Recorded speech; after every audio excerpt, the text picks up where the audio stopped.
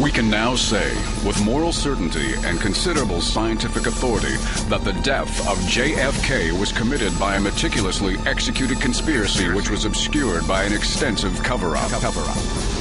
Murder in Dealey Plaza, edited by James Fetzer, goes to the heart of the JFK assassination.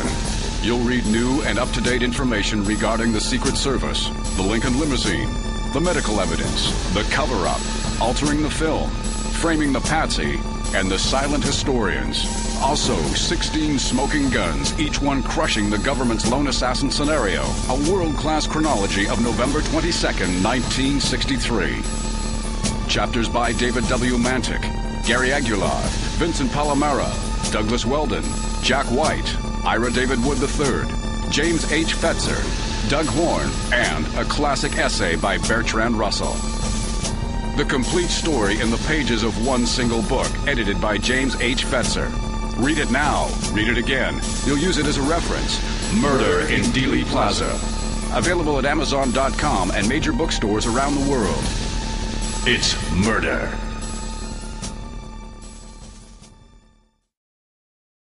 We have called for debates time and time again. Your people will not show. They just come on your show and trash us and disappear into the night. We're sick of it.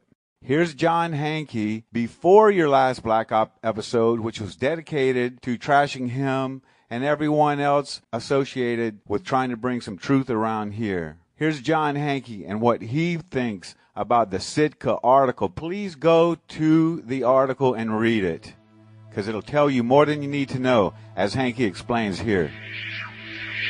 Well, I don't know that anything's ever going to get the rest, but what I have to say about it is this. I want to thank those guys. I'm a huge believer in debate, right? I think debate, in my experience, that's how you move forward.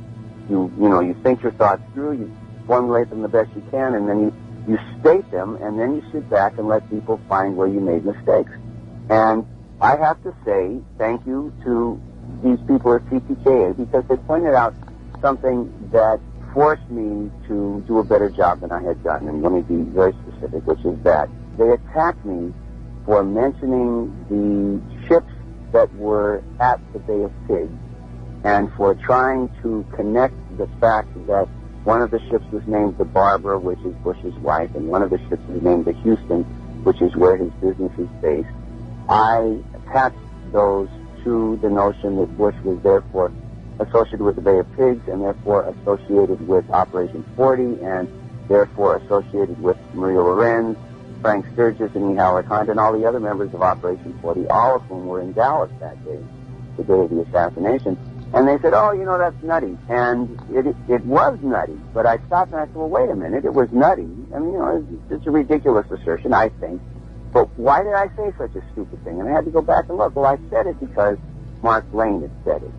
Well, Mark Lane is, I think, one of, the premier Kennedy researchers that there are, and maybe researchers of any sort that there are.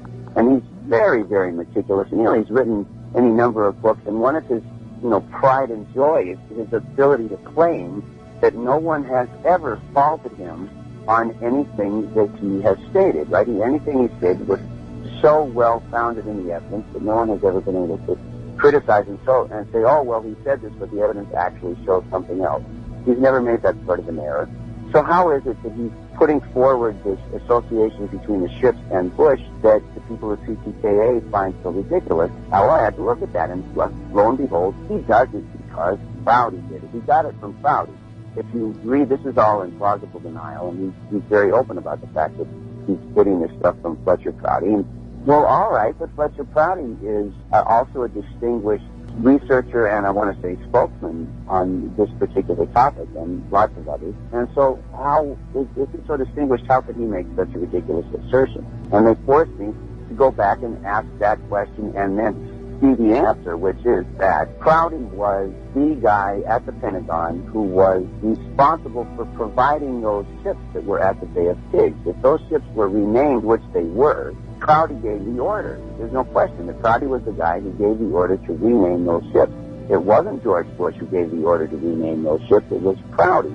But Prouty's not going to say, Bush told me to name them after his wife and after his hometown, because Prouty couldn't say that. And there's really, I thought, a brilliant paragraph or so in an interview between Jim Fetzer and Len Ostanek. Very, very sweet and friendly, and I'd recommend everybody go to Jim's website and listen to this interview. And Len is talking about Prouty and how Prouty avoided getting murdered. And Ostanek said that Prouty knew where the line was. Because he knew all of the details, he knew where the line was, and he was careful not to say Bush was in charge of the Bay of Pigs. He was a very, very high-ranking CIA official. He points to these ships, and he also points to Operation Sabata, the code name for the Bay of Pigs, being named after Bush's oil company. Well, Prouty is, I think, anybody who knows anything about him, such a responsible guy. I don't think the people at CTKA would dare to suggest that if Prouty said it, that he was stretching the truth in any way, shape, or form. If Prouty suggested it, then it's the case that Bush was very, very high-ranking. He was sufficiently high-ranking that he got to give the code name to the Bay of Pigs invasion. And he was sufficiently high-ranking that he was able to order Fletcher Prouty, who was the number 2 guy at the Pentagon, in charge of supplying the CIA with war material, to what names to give those ships. But you see, that's a much, much more powerful argument. It's a much, much more powerful indictment of Bush using the names of those ships when you fully develop the presentation and point out that, if I put it in the context of Prouty and the fact that Prouty knew, he's not guessing. He's inviting us to guess, but he's inviting us to make a guess that he certainly could not have had any question about, right? Where the names of those ships came from, he didn't have to guess that. He knew very clearly who it was who told him and what the basis of Bush choosing those names was. And if those guys at CTKA had not made that attack, my case for tying Bush to the Bay of Pigs, for tying him to Operation 40, and through that tying him to Hunt and Sturgis and the assassination would be much weaker. So, I'm in their debt. As regards to the rest of it, you and I were talking earlier, and I said that if somebody's walking down the street and they stop and they pick up dog food and start eating it, whatever opinion that they give is going to say more about them than it's going to say about dog food.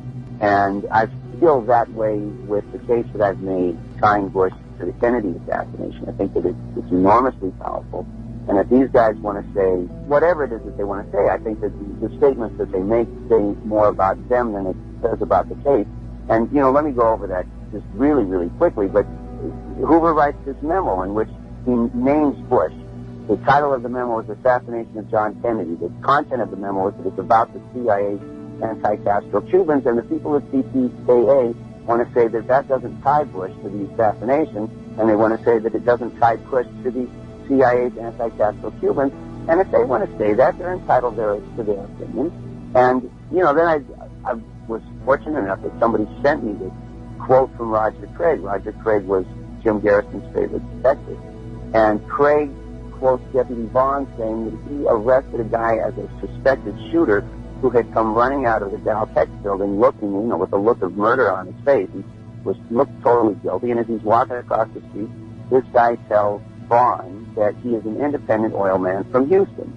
And I think that's enormously significant. I don't think there were 2 people in Operation 40, and I would defy, Jim Eugenio is really brilliant at times, and his ability to pick through all of this fine detail will let him bring me another Operation 40 member who was an independent oil man from Houston. Let him bring me another assassin who was an independent oil man from Houston, and then I'll say, that's okay, that's a real challenge to the evidence. But when you bring nothing, and you want to say, well, that doesn't mean anything. That doesn't tie Bush, an independent oil man from Houston, to the assassination. Well, you can say that, and, you're entitled to your opinion, but so is the audience. And the audience is not made up of morons. The audience is sitting there listening to this stuff, and they're perfectly capable of judging. And if they had judged that I'm an idiot and that the people at CTKA are these brilliant individuals, well, that's their judgment. And if they judge otherwise, they judge otherwise. But I think, given the really, we're not flaking around. This evidence about the guy who got arrested coming out of the Dow Tech building, Garrison cites it. And if you want to choose up sides, and I got Garrison on my side, who do you got on your side? Well, Seamus Coogan. All right. Well, let's go. My guys against your guys. Anyhow, Well, Gary, I think that John Hankey makes a very powerful case in response to Seamus Coogan and Jim DiEugenio about George H.W. Bush being involved in the assassination, and he's not the only one who has made points like that, where, for example, Richard Hook and I published an article entitled, "Did George H.W. Bush coordinate a JFK hit team?" where the evidence, it seems to me, is simply overwhelming, and it complements what John Hankey has reported here, and whereas Richard Hook observes Bush even fabricated, we not only have photographs of Bush in front of the book depository, we not only have photographs of Edward Lansdale walking past the three tramps, but we also have a photograph of Lansdale waiting to speak to George Herbert Walker Bush. And of course, also, there is a phony alibi that George H.W. Bush sought to create, and he made a ridiculous phone call in to report, someone by the name of Parrott as having possibly been involved. I mean, the situation for George H.W. Bush being there is, in my opinion, simply overwhelming, and that Seamus Coogan is, jerking around here and trying to discredit him is actually rather pathetic. Not only that, but Hankey and I published an article back on the 16th of November, 2011. Was George H.W. Bush involved in the assassination of JFK, which you can all find online. And in the course of doing that, we discussed several criticisms that Seamus Coogan had advanced already and took them apart. For example, I'll mention three. Coogan faults him for reporting 6 or 7 wounds. Coogan says Hankey tries to sell the idea that in all there were 6 wounds in Kennedy and Connally. Yet, you may recall at the time of 1423, Hankey, this is talking about in a courtroom clip from JFK, they talk about the trajectory of 7 wounds. I mean, give us a break. What are you talking about, 6 or 7? This is disputable, but in a trivial fashion. So, JFK had an entry wound to his throat. He had an entry wound to his back, below his collar, to the right of the spinal column. So the entry to his throat is number 1, to his back is number 2. An entry at the back of his head in the vicinity of the external occipital protuberance, that's number 3. Another entry in the vicinity of his right temple, number 4. Connally was hit at least once in the back, number 5, which even the reenactment, and perhaps as many as twice more, once in the right wrist, that would be number 6, and once in his left thigh, number 7. While there might be room to argue number 7 could have resulted from number 6, even then there are 6 or 7 hits, plus we know of at least 3 other shots that missed. One that wound up in the grass opposite the grassy knoll, one that hit a curbing and injured the distant bystander James Tague, and one that hit the chrome strip over the limousine, which means there were 8, 9, or 10 shots fired. I just don't get where Coogan thinks he's coming from. Second of all, Coogan assumes the Zapruder film is authentic. This is really pretty bizarre. He talks about when Hankey had talked about Kennedy slumping, Connally seeing Kennedy choking on a bullet. There's something not quite right here. I mean, John Connally said he turned to the right to see what was going on, and he couldn't see what was going on, so he turned back to the left, and that's when he felt a doubling up in his chest.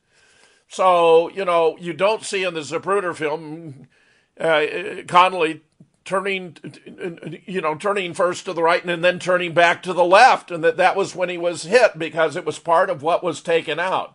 But the amount of evidence that the film has been reconstructed to remove the limo stop and conceal the blowout to the back of his head is abundant and compelling. I mean, egad, I organized the first symposium on Zapruder film alteration at the Dallas conference in 1996, and I published many articles about it, including JFK, Who's Telling the Truth, Clint Hill or the Zapruder Film, and U.S. government official JFK cover-up film fabrication in Veterans Today, talking about the work of Douglas Horne, to which I shall momentarily return.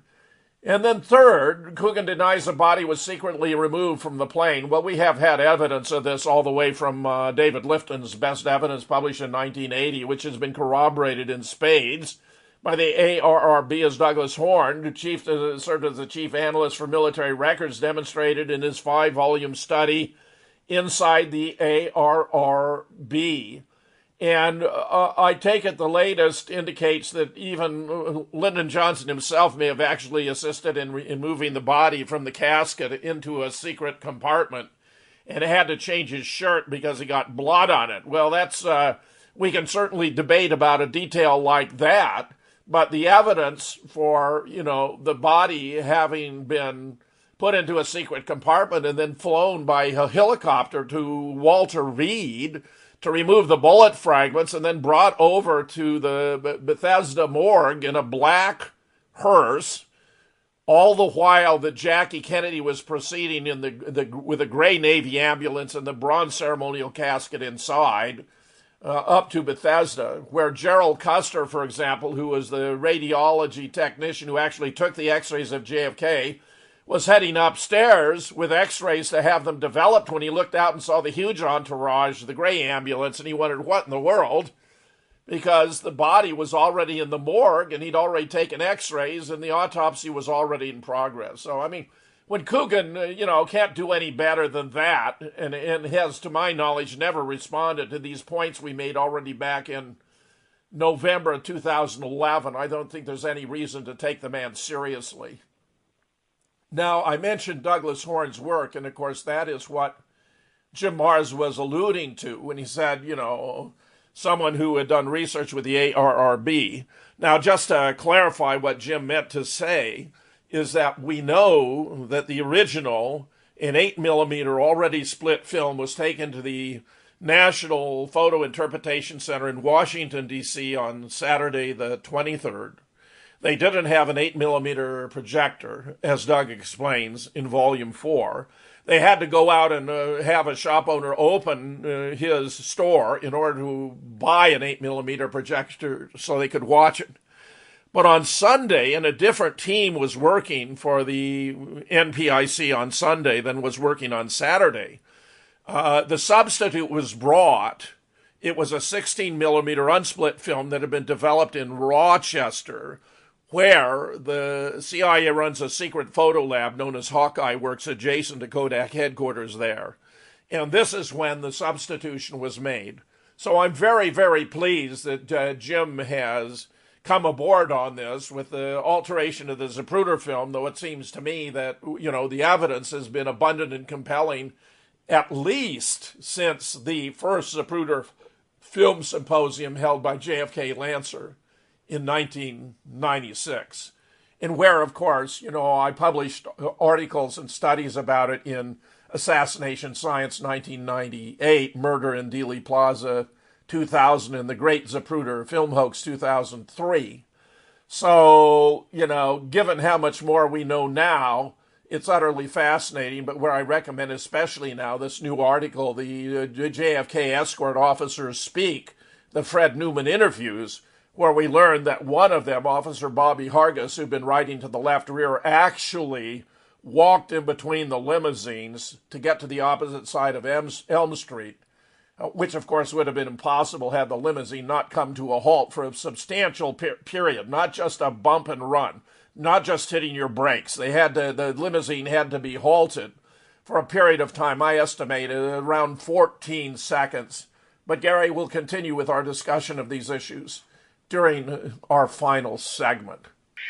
Okay, Dr. Kessler, this is segment 2. We just had John Hankey explain his views on everything. It's really difficult to understand what's going on here, but something's not right. So what I've decided to do is take some of these clips from Black Op Radio.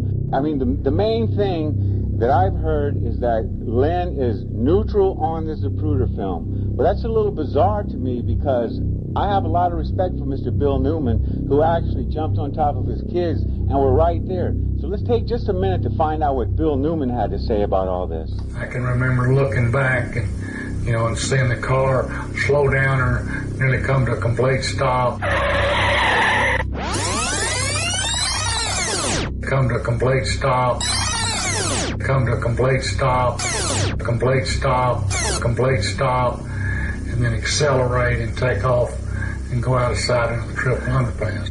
And when I say stopped, I only mean that, like, you hit apply the brakes and then get off the brakes and take off. It was when I look back.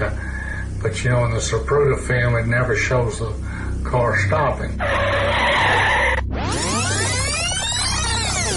But in the Zapruder film, it never shows the car stopping.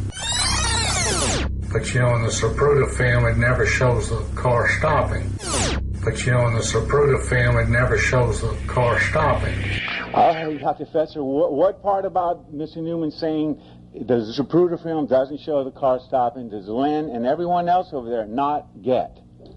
Well, it's even worse than that, Gary. I mean, we found over 60 witnesses who report observing the car either slow dramatically or come to a complete stop, where it slowed dramatically as it came to a complete stop. I have an article about the challenging case of Robert Groden in which I go through the evidence.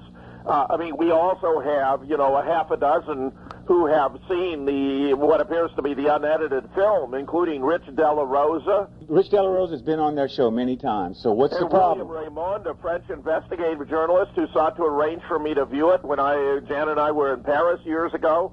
And then Gregory Burnham, who's now created a new website of his own. I have published Rich Della Rosa's report about the Zapruder film in the Great Zapruder Film Hoax, published in 2003. Maybe Len hasn't got around to reading it yet.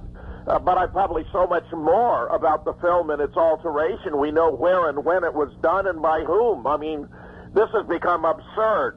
My most recent article on this was the 4 JFK escort officers speak at the Fred Newman interviews, where not only do the officers confirm the limo stop, but observe that Bobby Hargis actually walked between the limousines to get to the other side of Elm Street. How blatant does it have to be for it to sink into Len Osanic that what we're watching is a massively revised film, which John Costello, the leading expert on this subject in the world, has described as a fabrication. And there are technical reasons why they had to reshoot the frames to create the right ghost panel sequence, but I'm confident Len Osanic has no idea what ghost panels are or why their sequence would matter. I completely understand. Now, here's our main point. I want everyone in the JFK community to understand this. What happens is we have these researchers that go on his show and they punch us right in the mouth, and then they go. And then we simply call for an opportunity to respond, or will you debate us? They actually not. And so that tells us a lot. In fact, there was another show who had John McAdams to talk about something unrelated to JFK, and he found out he was debating you, and they run like roaches when the light flips on in the middle of the night. So what I'm going to do here, I'm going to play the clip of Robert Groden, but he's actually lumping our findings and the mountain of evidence that we have, along with the driver shot him, Jackie shot him, and that crazy Oswald in the doorway. Look, Oswald never lied as far as I know. So suddenly he's a big fat liar when he says he's out on the steps with Bill Shelley? What's going on here? All right, here we go. This is Robert Groden just showing us what it's all about. New material is coming out, and most of it is accurate, but some of it really isn't, and it's kind of sad. There's so many people who have so many different ideas, and trying to keep it all straight is not an easy task. There's so much, I guess the technical term would be BS. Where to begin? The fairy tale that the Zapruder film is faked, the idea that the driver turned around and shot the president, thought that Oswald is in the doorway of the depository, things like that. And it creates a tremendous need to waste time to try to correct that, to keep everything as accurate as possible. It's bad enough having to deal with the garbage that the government has put out, but so many people on our side have fallen for some of this fairy tale business. Technical term is BS. How technical is bull S? Hi, Dr. Fetzer. What do you think about Grodin coming there and putting you in the same group as the driver shot him? Well, it's absolutely incredible. I mean, we can easily disprove that the driver shot JFK because the driver was to the left front, JFK was to the right rear. If the driver had shot JFK, then his brains would have been blown out to the right rear. They were instead blown out to the left rear, ergo Greer did not shoot JFK, but in the case of the alteration of the Zapruder film, there's massive evidence, even a whole book that runs over 500 pages and many other articles. The film itself is not even internally consistent because, as I emphasized in the great Zapruder film hoax, frame 374, you can actually see the blowout, but in earlier frames like 317, it's been blacked out, and we have more proof that the films are not mutually consistent. So the Nix film shows Clint Hill going further up on the trunk and Jackie further back than is true of the Zapruder, which I published in a recent article entitled Nix Film Contradicts Zapruder. I mean, you know, how much proof do we have to have? Those are two real simple, obvious cases. Noel Twyman was brilliant already in his book published in 1997, Bloody Treason, where he consulted Roderick Ryan, who's a cinematic expert on special effects, and who would receive the Academy Award in 2000 for his contributions to cinematography, that the blood spray and the blob had been painted in. I mean, how much more do we have to get from a self-proclaimed film and photograph expert like Robert Grodin? I mean, what was he doing testifying before the HSCA, for example, when he doesn't seem to know his a-hole from his elbow? I'm embarrassed and shocked, Gary, that Robert Grodin is being taken seriously. Anyone who wants to see how far he is off the mark must read the JFK War, the challenging case of Robert Grodin. Right. Only because he came in and hit us in the head with a wet mop, we're going to respond. It's as simple as that. Now, can you comment on the previous segment where Jim Mars is saying his new book's coming out, an updated version of Crossfire, and guess what? The big surprise, you'll never guess, the Zapruder film is a big hoax. Now, why is it okay for Jim Mars to say it, but Jim Fetzer can't say it? Something's going on. Well, and Jim has come relatively lately to the issue. I mean, I organized and moderated the first Zapruder Film Symposium at JFK Lancer back in 1996.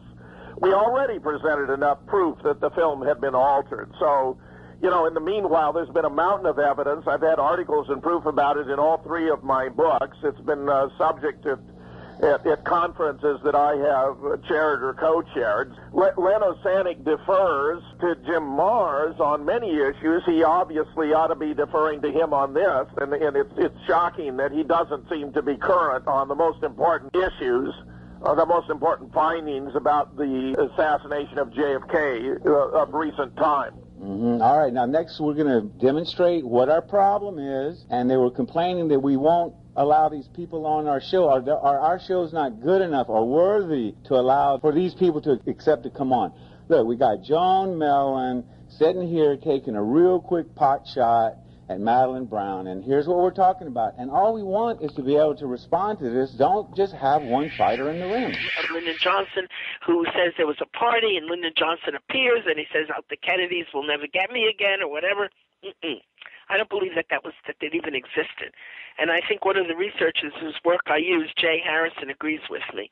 If, in Jay Harrison's papers, which I was fortunate enough to have, but with the help of Walt Brown, that Jay writes, if there was a party, the likelihood that Johnson had foreknowledge of the assassination, I think, is slim. And this woman she lies so much in her book and in her interviews that I don't have any faith in a word she said. The one true thing that she said was that she had the child of Lyndon Johnson. Nothing Can you else. give me an example of something that is not true that you would use to say that I can't believe these on this fact here? You mean about the party? About Madeline, then, because About a the lot of party. people are taking her word for that he made that comment. Listen, Len. If you look at the guest list that she presents in her interviews for this party at Clint Murchison's house, senior's house, the guest list changes.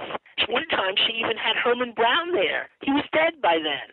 It's a fantasy. She has Mac Wallace, who's my subject, practicing at the Dallas Gun Club. every day. He was living in California at the time, and he was working for Ling Electronics. He couldn't have been in Dallas practicing at the gun club. Furthermore, he had no ability to shoot guns. He was in the Marines for 10 months. When he was sick most of the time that he was there, I got his military records. None of that is true. Sometimes she said he was at the party. Sometimes she said he wasn't at the party. And let me put it this way, then. Let me put it this way. Do you think that she's mistaken or making up stuff? Making up. Okay, fine. Gary, we've discussed this before. Joan Millen doesn't know what she's talking about. It's literally ridiculous. I had over 100 conversations with Madeline Duncan Brown. She was the real deal. Everyone in Texas, everyone in Dallas knew Madeline was involved with Lyndon. They gave her, a lot of respect because of that. That is the very reason she was at the home of Clint Murchison Sr. the evening before. I have discussed this in so many places that Joan Millen must have her head where the sun doesn't shine, that she's not aware of the mountain of evidence, including that Nigel Turner, no less, vetted her for the guilty men, the final segment of the men who killed Kennedy. We not only tracked down the chauffeur who had driven J. Edgar Hoover to the event, but the chef who had prepared the hors d'oeuvres. Joan Millen has, in this case and in others, demonstrated that she is not a competent student of JFK, or else that she is working the other side. There are no other alternatives, Gary, sad to say. All right, I want to comment on Jim DiEugenio laughing hysterically at us at our assertion that Seamus isn't a real person. We're not saying Seamus isn't a real person. We don't think you're that stupid. We just don't believe that Seamus Coogan is writing the articles. We believe it's Lisa Peace, and the main reason is because we listened to Seamus Coogan on Black Op about a year or so ago, and for the whole interview, he was never asked any question where it took 2 inches of research to know. He just completely went around it. So we just don't believe that there's this guy in New Zealand that knows more about JFK than Lisa Peace and the people that are shooting blanks at us. Gary, I would not be surprised at all if Lisa Pease were not authoring those articles using the name of Seamus Coogan, who's turned out to be probably the most disgusting and vile commentator I have ever encountered in all my years of doing research and exchanges on these discussion boards and Black Op Radio. On the Deep Politics Forum, he was simply disgusting. And this new series he's published, this 4-part series in Sitka, is equally bad. Every person who has in the past been supportive of Sitka has to read this 4-part study by Seamus Coogan, which Jim DiEugenio is promoting because it launches vicious attacks on Phil Nelson, on John Hankey, on Peter Janney, and on me. And I tell you, none of it is warranted. It's completely off the wall and irresponsible, and that Jim DiEugenio is promoting it tells us a whole lot more than we wanted to know about Jim DiEugenio. How much time do you think would be involved in writing an article of that magnitude, Dr. Fetzer? Oh, I could have written that in a day. That's not a huge deal. Especially when you're being so trivial in the way in which you're commenting on it. It would not have taken a long period of time. But the fact of the matter is that it's utterly irresponsible. It's undermining the research community. And Gary, I have to say, I believe the timing was directed at the release of our JFK, the Assassination of America 6-part series from Santa Barbara, because the first 3 speakers during the program were Phil Nelson, John Hankey, Peter Janney, and the last was me. So it seems to me what they're doing is trying to undermine, the credibility of the Santa Barbara conference, even discouraging people from watching and judging for themselves. This is a psy-op effort to distract people from looking at the evidence, which seems to be commonplace with individuals like these we are discussing here today. How many times am I going to have my heart broken? These people, I really believe in them, only to find out we've been duped. It just kills me, and I'm here for the truth. I don't really envy them because they're supposed to disprove 80 witnesses saying it stopped. That's not an easy job. So I guess that's why they do make the big bucks over there, and we're over here just trying to get the truth out at our own expense and cost. When it comes to Len Osanic, Gary, something that bothers me tremendously is that he commits blunders of which he appears to be completely unaware. When he decided not to use the interviews he'd done with me about the alteration of the Zapruder film and the identity of the man in the doorway, he was deferring to pressure applied to him by others who were contributing, who threatened that they wouldn't participate in his 50 points if I were included. But these are among the most important developments in the history of the study of the assassination. They clearly implicate the federal government in a massive act of deception and in framing an innocent man. After all, if Oswald was in the doorway, then he can not only not have been the lone demented gunman, he cannot have even been one of the shooters. And this I find to be especially ironic.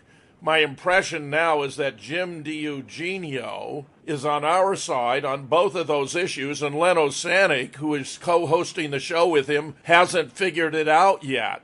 So that when the other day Len was excusing himself from the man in the doorway, not because he studied the evidence, but because Robert Groden had claimed to have discovered a witness who was making change for Oswald. He said that that was enough for him to dismiss Oswald in the doorway, which was followed by DiEugenio himself explaining to Len that Groden's research was shoddy and that he hadn't established his point, where I understand now that DiEugenio himself not only believes that the Zapruder film has been altered, as does Jim Mars, but that Oswald was in the doorway, which he establishes on the basis of other photos and argument. So I think Len needs to have a candid conversation with DiEugenio on the air to straighten this out, because he's making himself, and by implication Jim DiEugenio, look like saps, when that appears to be far more accurate as a depiction of Len Osanek himself than it does of DiEugenio under this set of circumstances.